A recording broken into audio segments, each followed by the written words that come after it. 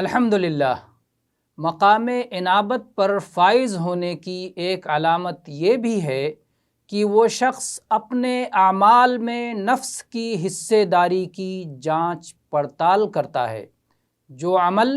رب کے حق کے طور پر کر رہا ہے اور جو عمل اپنے نفس کی خاطر کر رہا ہے، دونوں میں فرق اور تمیز کر لیتا ہے۔ شاید ہمارے اعمال کا بیشتر حصہ یا سارے کا سارا عمل اپنے نفس ہی کی خاطر ہوتا ہے اور ہمیں اس کا احساس اور شعور تک نہیں ہوتا۔ لا الہ الا اللہ، نفس کی کتنی بیماریاں ہیں، نفس کے کتنے اغراض و مقاصد ہیں اور نفس کی کتنی حصے داریاں ہیں جو ہمارے اعمال کو اللہ تک پہنچنے نہیں دیتی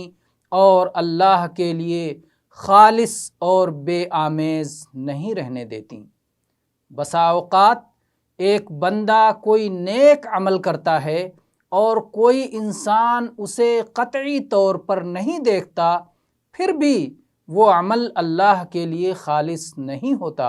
اور بسا اوقات وہ کوئی عمل کرتا ہے اور چاروں طرف سے آنکھیں لگی ہوتی ہیں، لیکن اس کا عمل خالص رضائے الہی کے لیے ہوتا ہے۔